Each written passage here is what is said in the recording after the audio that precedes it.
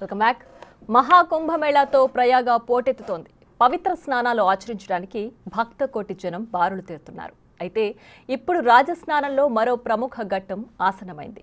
సంక్రాంతి తర్వాత వస్తున్న అత్యంత పవిత్రమైన మౌని అమావాస్య కోసం కోట్లాది మంది ఎదురుచూస్తున్నారు. జనవరి 29న మౌని అమావాస్య కావడంతో ఆ రోజున 10 కోట్ల మంది పవిత్ర స్నానాలు ఆచరించే అవకాశం ఉందని అంచనా వేస్తున్నారు. ఇంతకీ ఈ మౌని అమావాస్య ప్రత్యేకత ఏంటి? ఈ రోజు రాజస్నానం ఎందుకు ఆచరిస్తారు? ఎందుకు ప్రత్యేక స్నానాలు చేయాలి? అసలు మౌని అమావాస్య మ్యాటర్ ఏంటి?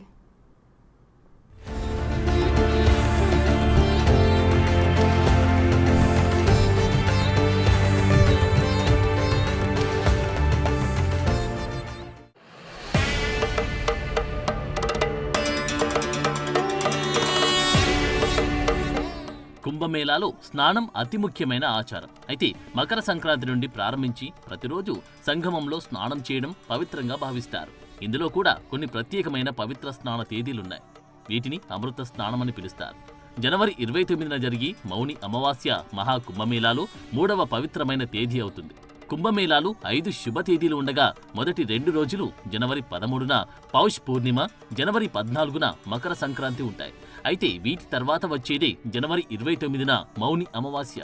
ఇక ఫిబ్రవరి నెల మరో 3 రోజులు కూడా ప్రత్యేకమైన స్నానాలను ఆచరిస్తారు. ఈ 3 రోజులు ఫిబ్రవరి 3 అంటే బసంత పంచమి రోజు, ఫిబ్రవరి 12 అంటే మాఘి పూర్ణిమ, ఫిబ్రవరి 26 అనగా మహాశివరాత్రి రోజున అమృత స్నానాలు ఆచరిస్తారు.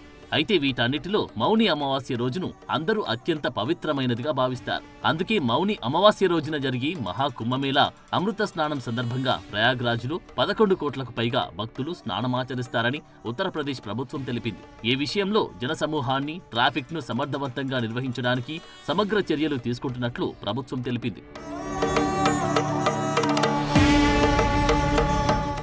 నిజానికి అమావాస్య తిథిని హిందూ మతంలో చాలా పవిత్రంగా భావిస్తారు. హిందూ మతంలో అమావాస్య ప్రతి నెల 15వ రోజున వస్తుంది.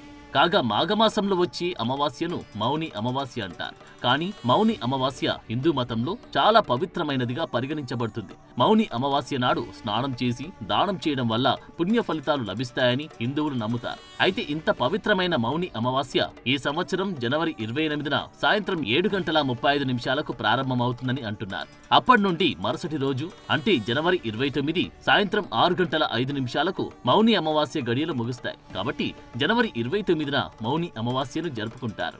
ఈ రోజున మౌని అమావాస్య ఉపవాసం కూడా పాటిస్తారు. మహాకుంభంలో 2వ అమృత స్నానం కూడా చేస్తారు. అందుకే ఈ రోజున ప్రయాగ మొత్తం భక్త జనసంద్రమవుతుందని భావిస్తున్నారు.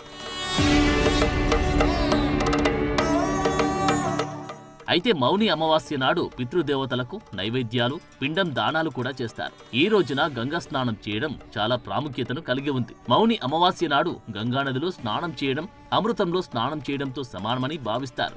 మౌని అమావాస్య నాడు గంగానదిలో స్నానం చేసేవారికి అమృతంలో స్నానం చేసినంత ప్రయోజనాలు లభిస్తాయని అంటారు. పురాణాల ప్రకారం గంగానదిలో స్నానం చేయడం పవిత్రత, సముద్ర మథనానికి సంబంధించినదిగా చెప్తారు. సముద్ర మథనం సమయంలో అమృతపు కుండ ఉద్భవించింది. దీని గురించి దేవతలకు, రాక్షసులకు మధ్య అమృత కలశం విషయంలో గొడవ జరిగింది. ఈ సమయంలో కలశం నుండి కొన్ని అమృతపు చుక్కలు ప్రయాగ్రాజ్, హరిద్వార్, ఉజ్జయిని, నాసిక్లలో పడ్డాయి.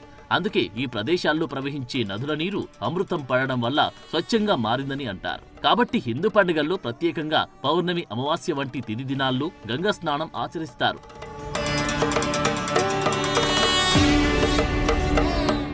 ఇక మౌని అమావాస్య అనేది పవిత్ర నిశ్శబ్దం, అంతర్గత శుద్ధీకరణకు ప్రతీకగా ఉంటుంది. మౌని అనే పదం మౌన నుండి వచ్చింది, అంటే నిశ్శబ్దం.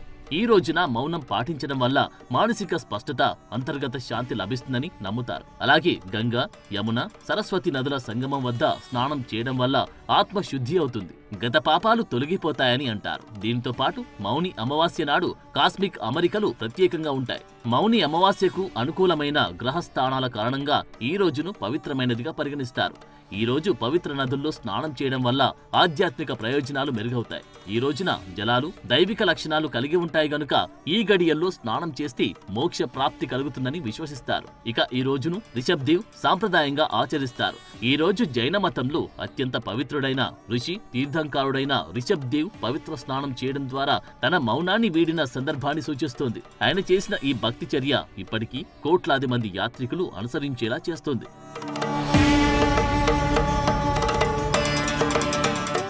మరోవైపు మౌని అమావాస్య నాడు నాగసాధువులు అకారాలు షాహీ స్నానం ఆచరిస్తారు. పవిత్ర జలాలు మొదట స్నానం చేసి వివిధ అకారాలకు చెందిన సాధువుల ఉత్సవ ఊరేగింపుతో పాటు షాహీ స్నానం ప్రారంభమవుతుంది. వారి రాచరిక ఊరేగింపు రోజున ఆధ్యాత్మిక పర్వదినమని నమ్ముతారు. అందుకే ఈ ఆచారంలో పాల్గొనడానికి ప్రజలు పోటెత్తుతారు. అలాగే ఈ రోజున సామూహిక తీర్థయాత్రలు ఎక్కువగా జరుగుతాయి. కుంభమేళ సమయంలో మౌని అమావాస్య యాత్రికులు భారీ సంఖ్యలో వస్తారు. ఈ రోజున స్నానం చేయడం వల్ల కర్మ శుద్ధీకరణ కావడమే కాకుండా పూర్వీకులకు ప్రయోజనం చేకూరుతుందని, వారికి మోక్షం కలుగుతుందని నమ్ముతారు. అలాగే ఈ ప్రత్యేకమైన అమావాస్య గడియల్లో అహంకార ప్రక్షాళన, ఆధ్యాత్మిక పునర్జన్మ కలుగుతుందని విశ్వసిస్తారు. మౌని అమావాస్య స్నానం వ్యక్తిలోని అహంకారాన్ని, ప్రాపంచిక అనుబంధాలను త్యజించడాన్ని కూడా సూచిస్తోంది. అందుకే మౌని అమావాస్య నాడు తీర్థయాత్రికులు సరికొత్తగా ఆధ్యాత్మిక పునరుజ్జీవనాన్ని అనుభవిస్తారు.